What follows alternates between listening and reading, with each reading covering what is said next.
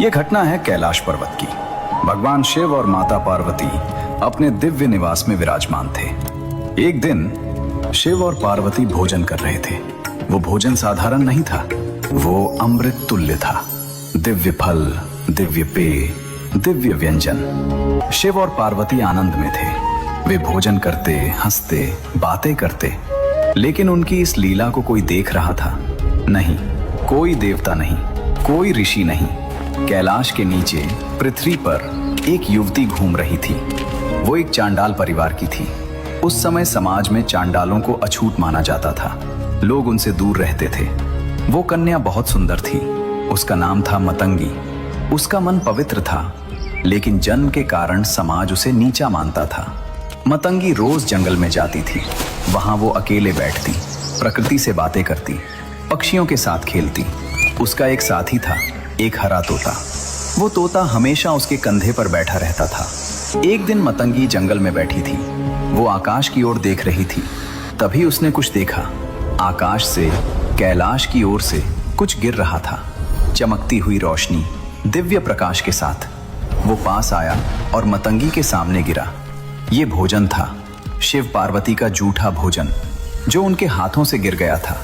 मतंगी ने देखा, वो भोजन दिव्य था। उससे प्रकाश निकल रहा था, सुगंध फैल रही थी।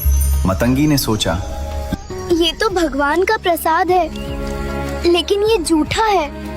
क्या मैं इसे खा सकती हूँ? फिर उसने सोचा, समाज तो मुझे पहले से ही अछूत मानता है।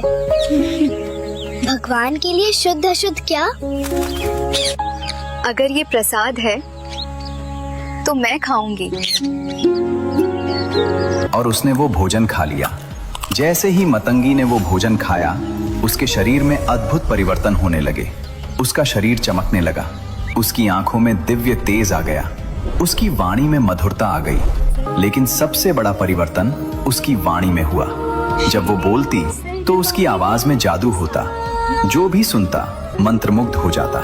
उसने एक गीत गाया, पूरा जंगल थम गया। पक्षी उड़ना भूल गए, हवा रुक गई, पेड़ झूमने लगे। उसने एक मंत्र बोला, आकाश में बिजली चमक उठी। मतंगी समझ गई, उसमें अब कोई दिव्य शक्ति आ गई है। लेकिन वो नहीं जानती थी, ये तो केवल शुरुआत थी। स्वर्गलोक में देवताओं ने ये सब देखा। उन्हें चिंता हुई। इंद्र बोले, ये चांडाल कन्या इतनी शक्तिशाली हो गई है।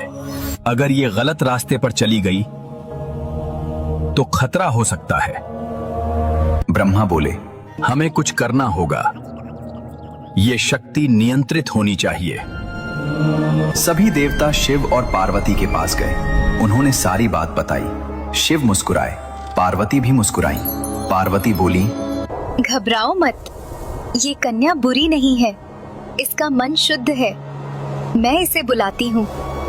और पार्वती ने मतंगी को आह्वान किया। मतंगी को अचानक एक आवाज सुनाई दी। आओ बेटी। ये पार्वती माँ की आवाज थी। मेरे पास आओ। मतंगी की आंखों के सामने प्रकाश फैल गया। अगले ही पल वो कैलाश पर थी, शिव पार्वती के सामने। मतंगी डर गई, वो कांपने लगी। उसने सोचा, मैंने उनका जूठा भोजन खा लिया। अब मुझे सजा मिलेगी। लेकिन पार्वती माँ ने उसे गले लगा लिया। प्यार से बोली, बेटी, तुम डरो मत। तुमने कोई अपराध नहीं किया।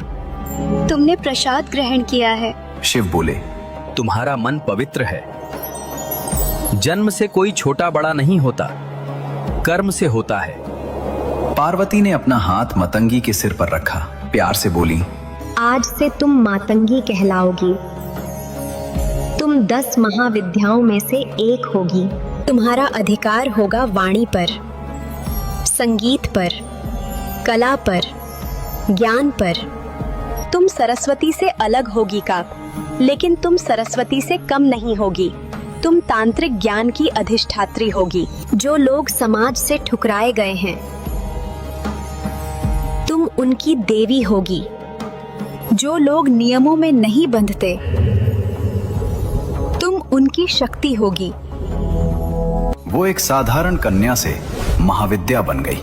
उसके 4 हाथ हो गए, उसके हाथों में वीणा, खड्ग, खोपड़ी और पाश आ गए। उसका वो प्यारा तोता उसके कंधे पर बैठ गया। देवताओं ने आकाश से पुष्पों की वर्षा की। जय माता मातंगी की गूंज कैलाश में फैल गई। इस तरह एक चांडाल कन्या महाविद्या बन गई। अब